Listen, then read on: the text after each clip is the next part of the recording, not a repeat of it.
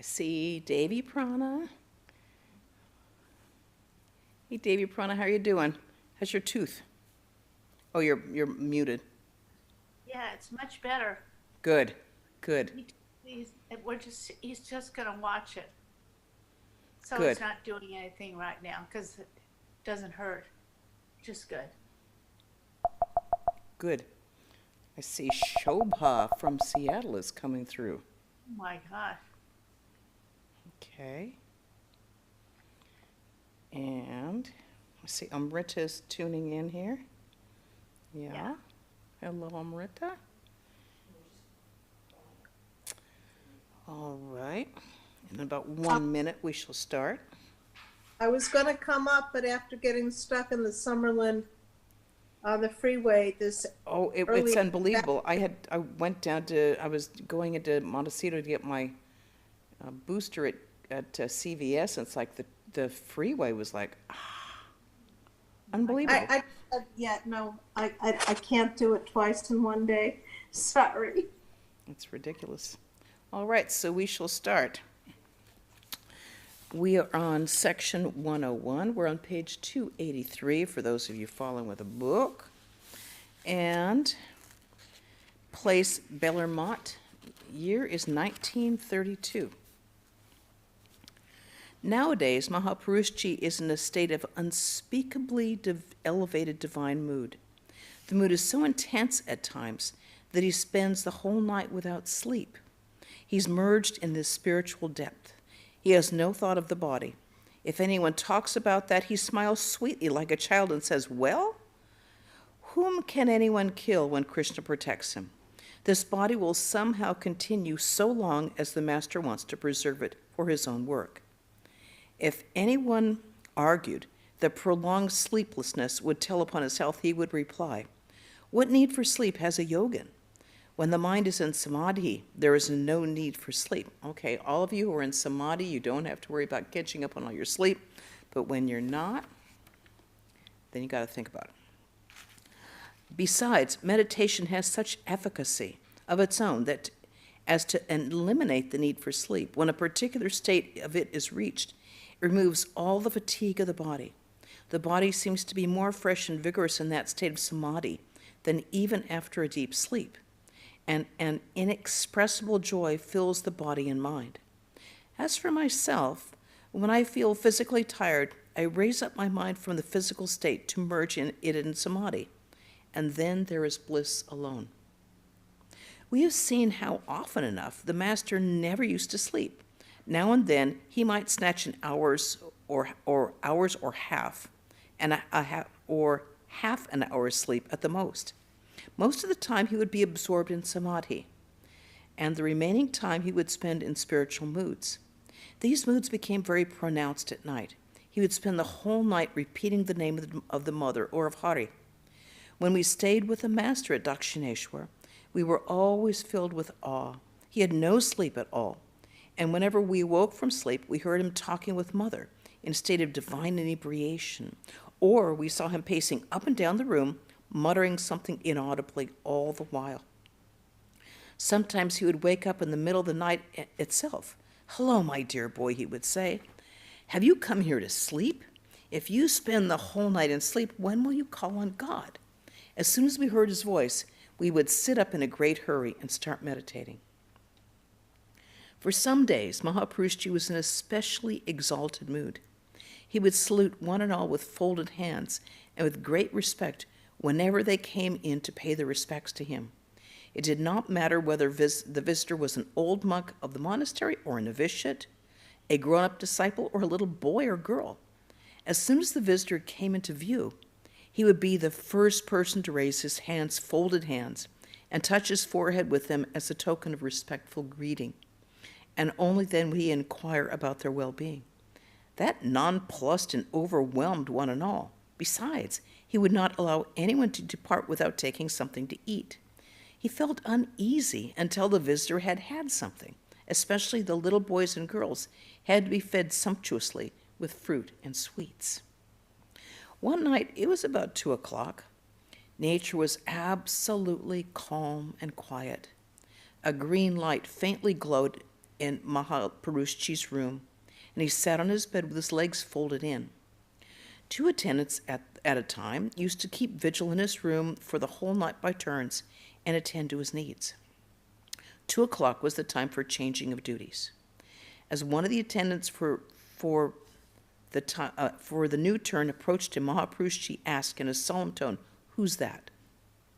As soon as he responded, Maharaj saluted him with folded hands. The attendant was an initiated disciple of his, so he was greatly hurt in his being greeted thus by his own guru. With tears in his eyes and full of emotion, the disciple said with folded hands, "Sir, why did you salute me? I'm only a servant of yours, and I've taken refuge at your feet. This won't augur well with me." It's considered very inauspicious for a person of a lesser state to be saluted like that, or for one quite senior to be greeted that way by someone or someone very junior to be greeted by someone very senior like that. This aggrieved complaint of the attendant moved Mahapurushji very much, and he said in a slow, deep voice, "Don't be sorry, my son. I assure you that this will do you no harm. Believe me when I say this. I can well realize that you are much upset, but how can I help it? For I see Narayana himself in you. Do you think that I saluted you? I salute God himself, who I clearly see in you. You may think I salute you all, but the fact is otherwise. How can I explain to you all the various ways that the Master is blessing me and the diverse visions he's granting me?" With this, he became absolutely silent. On another occasion, when asked by an attendant about the reason for saluting one and all, Mahapurushji said, "As soon as people come in front of me, I get visions of different gods and goddesses, and so I salute those deities. When somebody approaches me, first of all, I see that particular effulgent form of God through which he reveals himself in that particular personality. The persons themselves appear indistinctly like shadowy beings, while the divine aspect itself appears vivid and living. That's why I make my obeisance. The divine forms disappear after my salutation, and then only can I see the human figures distinctly and recognize them as well. Sir, you salute each and all as a result of your divine vision, but how can we understand that?" protested the attendant. "To us it appears like a very odd affair. But it is natural that everyone should salute you first. Instead, you yourself absolute them. This fills the monks and the devotees with grief, and they begin fancying many things." "Let them fancy what they like," said Mahapurushji. "Do you think I do this of my own accord? I myself often don't. There's nothing else but the Master within this frame. I act just as he wants me to, and I speak just as it pleases him. To whom can I explain, and who indeed can understand the various ways in which the Master is playing through this body? You all are, after all, too immature. You're mere boys." Had Maharaj, that's Swami Brahmananda, had Maharaj, Hari Maharaj, Swami Tirunath Sharat Maharaj, Swami Sardananda, and others been here now, they would have understood all this. And I too would have derived some solace by opening up my heart to them. In any case, it will be just as the Master wills. He can play with his pet animal as he pleases. As my days advance, I now find my mind becomes more and more active in proportion as other activities lessen. He alone knows for how many days more this body will pull on like this. And that is the end of that day.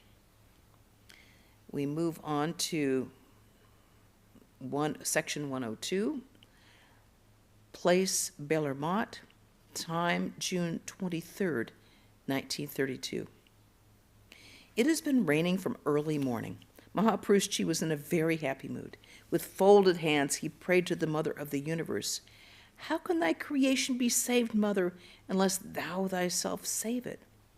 All was, in fact, being destroyed for want of rain. Then, according to his direction, some grains were scattered on the adjacent terrace for sparrows, pigeons, and other birds. He was highly delighted to find the birds sweeping down in flocks on the grains and helping themselves to these. And he said, I can't move out, so this alone gives me so much delight. After a short siesta, following his midday meal, he sat quietly on his bed with his mind indrawn. Then he asked an attendant to read from the Bhagavata. The portion dealing with Sri Krishna's talk with Uddhava was read.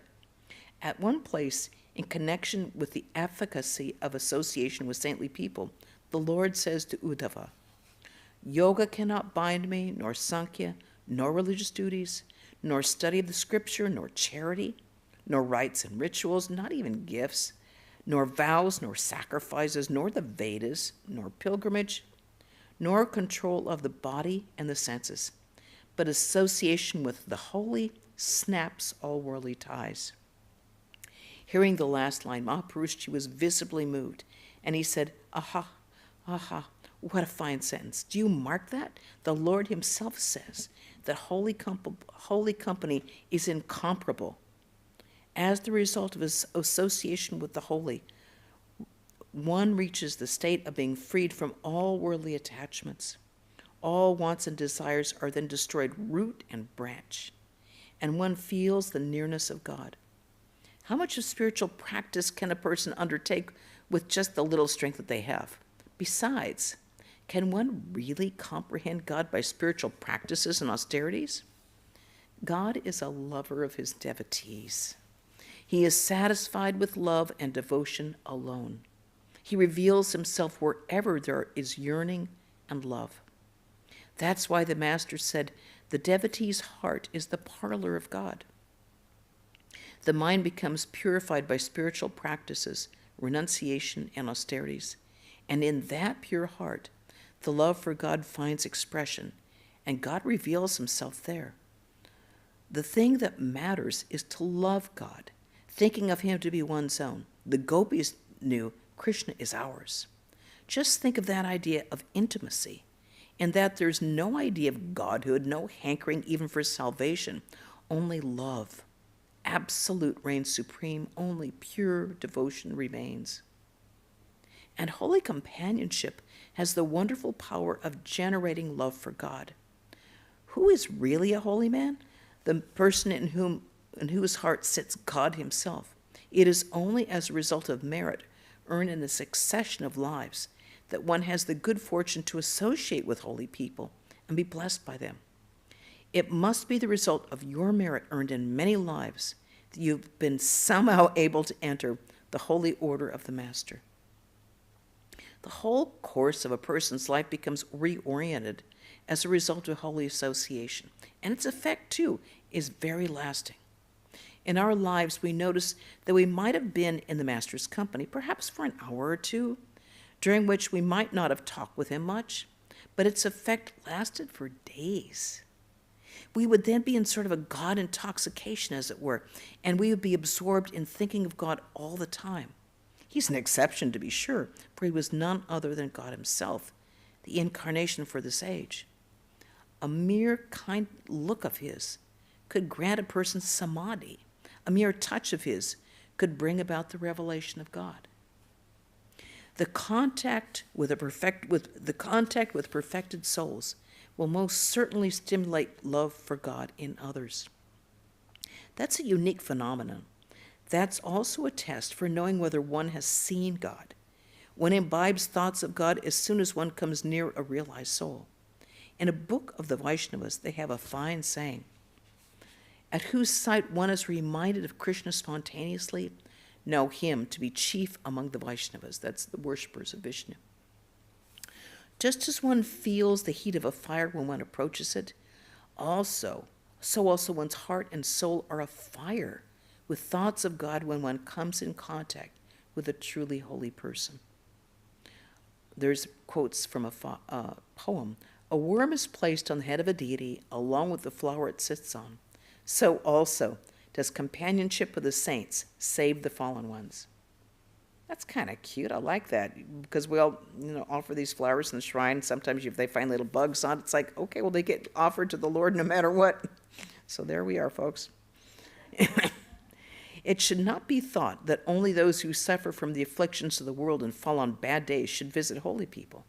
Even those who are born with a silver spoon in their mouth Those who are steeped in luxury and enjoyment, even they get the companionship of holy people by some past merit. Then from their minds also is wiped away forever the hankering for this ephemeral so-called happiness. Their mind also turns toward the everlasting bliss, and their lives become fulfilled by tasting that unsurpassable joy, the highest joy of God realization. To the Master also came quite a number of rich and highly placed people, and he turned their minds Godward out of his mercy. Then they became filled with the bliss of God.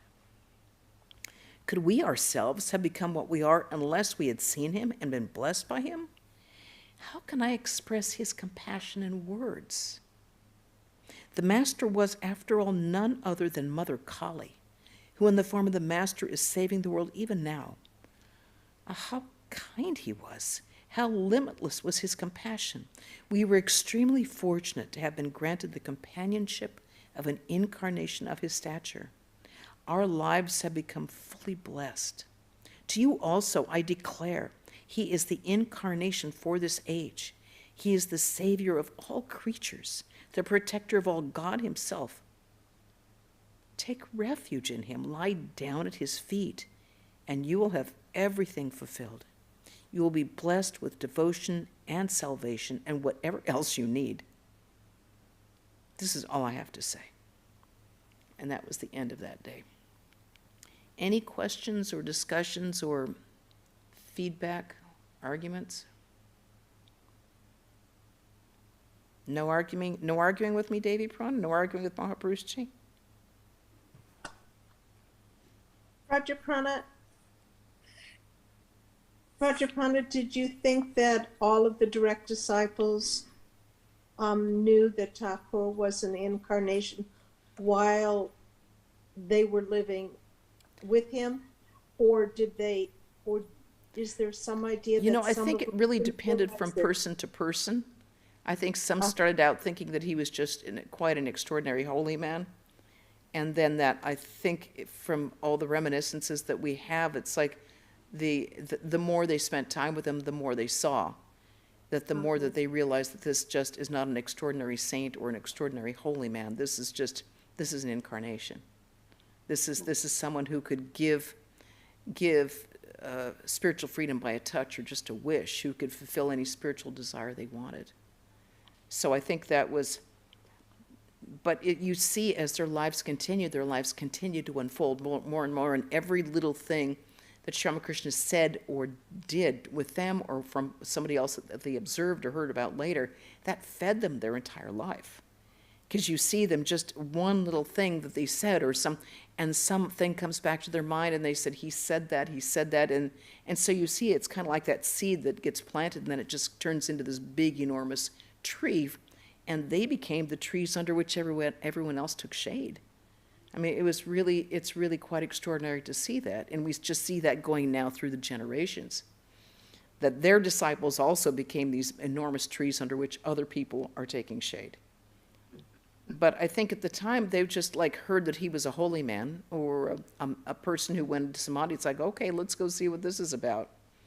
And then when I think I was reading the reminiscence of Gauri-Ma, and people said, well, can you please tell us, because she was one of Sarada Devi's lifelong companions and Sri Ramakrishna's wife, and said, can you tell us about something about Mother's extraordinary love? And everybody knew Holy Mother to be the most loving of all people. And Gauri-Ma said, yes, certainly she was very loving, but nothing compared to Sri Ramakrishna's love. You cannot even imagine it. It's like words cannot describe it. And I think we often forget to hear that, because often we don't hear the women's reminiscences. But because we often think, Sri Ramakrishna is kind of a tough nut to crack. He always talks about renunciation and lust and greed and blah, blah, blah. It's like he's going to be more austere, but he was actually so incredibly loving and compassionate and very, very non-judgmental. Just took people exactly where they are and brought them forward. And it's like the fact that it was so frowned upon for people to go near a theater, or to have anything to do with theater people, and he went way out of his way to go into a theater, to go backstage with the actresses who came from the prostitutes' quarters. He didn't care. He blessed them like he blessed everybody else. And so many of the people who had started coming, like all the Brahmos, they stopped coming because they were shocked that a holy man could go and be in the same place with actresses or people from the theater who drank. I mean, he was just like, but he was very non-judgmental. He just said, when you have a drink, offer it to God, offer it to the Divine Mother, offer it to the Divine Mother first. So that he reoriented their mind so that they were able to quit drinking in a very natural sort of way without it's like, you're doing something bad, you better stop that. It's like they offered it to the Divine Mother. It just became their consecrated worship, and then they just, why bother with wine if you were in a state of bliss? I see a question back here. Is an incarnation equivalent to an avatar? Yes. And what was incarnated? In the Bhagavad Gita, it says, when goodness grows weak, when evil increases, I make myself a body. In every age I come back. So it's Krishna. It's that infinite, all-pervading. Sri Ramakrishna said, I love this illustration, that when you go up, when you're in a ship, you see all this wonderful water, but the further north you get, the water, which is infinite and all embracing and all encompassing, becomes hard and firm by the devotees. And he said, in the same way the love of a devotee brings form to God. So the incarnation that Krishna told to Arjuna Yes. in the Gita, which I recall very well. Yes. Yeah. Yeah. Is exactly what you're talking about in this case. Yes. The word avatar actually comes from ava, to come down, and avatri, to come down. Normal people, like the rest of us, have to work to raise our minds up. Out of compassion, they come down. So they're qualitatively different than we are. He certainly found a creative way to die, of course. Well, it is the disease of the age. With the feet sticking up.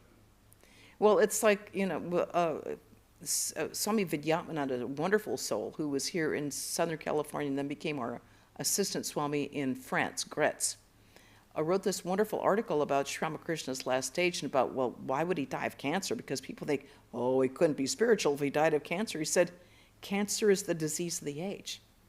It's like everyone who has a body will have to deal with the effect. Everybody pays the tax for having a body. So how does a person die with cancer? His mind was completely absorbed in God. He didn't identify. Any other comments or discussion on that? Okay, let's go on to section 103. Okay. Place Bellarmont, time July 27th, 1932. As Mahapurushji's room was being cleaned in the afternoon, he sat in the adjoining room facing the Ganga and started teaching a brahmacharan the song, I stand here firm with a magic ring of the name of Kali drawn around me. That's like something encircling you. They have those tantric things where, you say a mantra and put a circle around you, which is supposed to be like a protection sort of thing. I know Swami Swahananda knew one for snakes. He did once when he was stuck in Trabuco with snakes. And he said, all right, back to that. At times his voice became choked with coughing, so he cleared the throat now and then and said, my voice is gone. How can I sing now? And yet his voice was really fine. Next, the brahmacharan asked him, that's, by the way, it's a junior monk. Did the master used to sing the song, who indeed took away thine own name, O Kanai, O Krishna? Yes, he used to sing it, said Mahapurushji, and then he started singing. Who indeed took away thine own name, O Kanai, O thou stealer of butter at Vraja? Where is thy yellow garment? Who took away thy charming diadem? Coming to Nadia, you wear a shaven head and put on a loincloth with a string.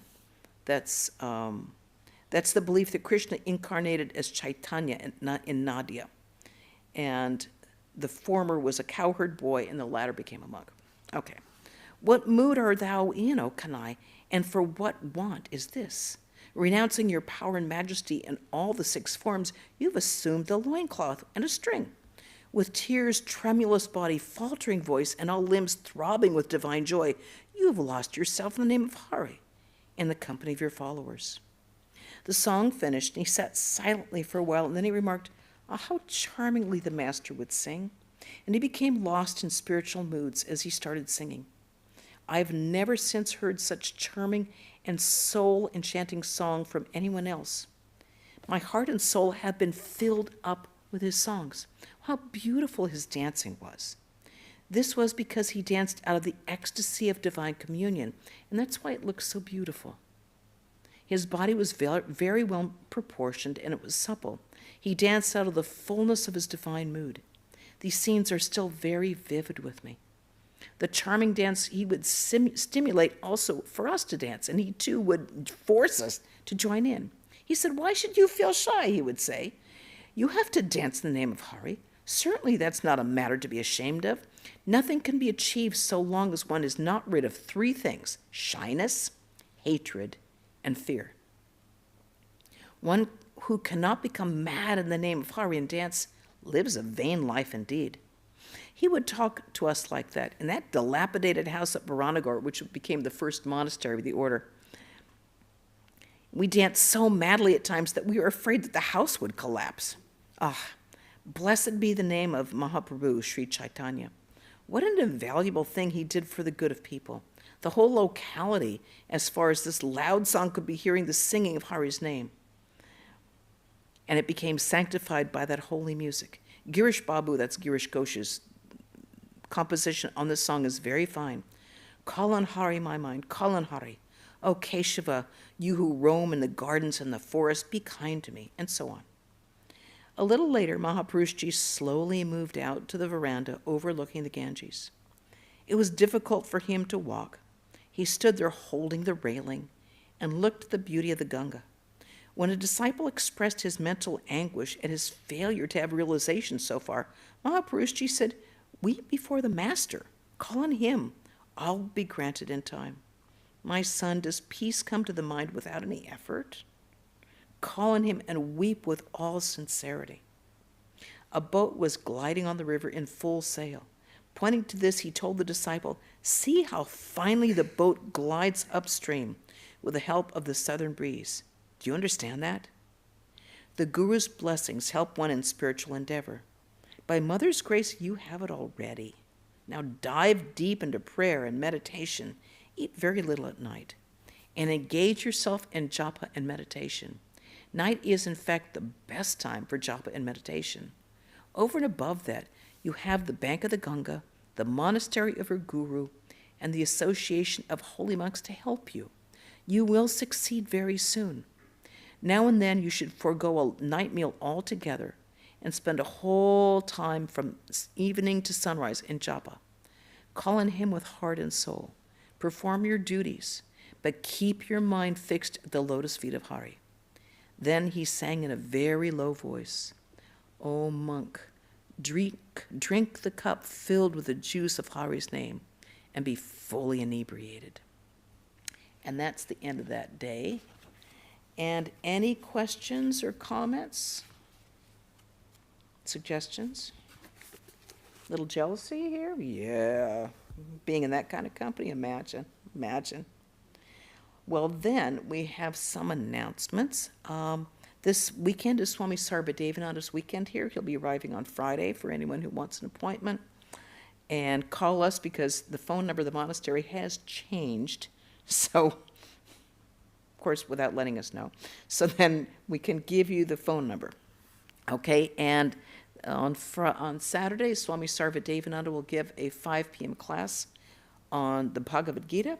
And on that Saturday, on Sunday, will be a lecture. He will lecture on Vivekananda's mission. And next Wednesday, we'll begin again on For Seekers of God. All right. Okay, well, everyone here and everyone online, very glad you could join us. And I'll conclude with a chat. Om Shanti Shanti Shanti Hari Om Tat Sat Shri Ramakrishna Arpanamastu. Okay, everybody, stay well. Jai Ma.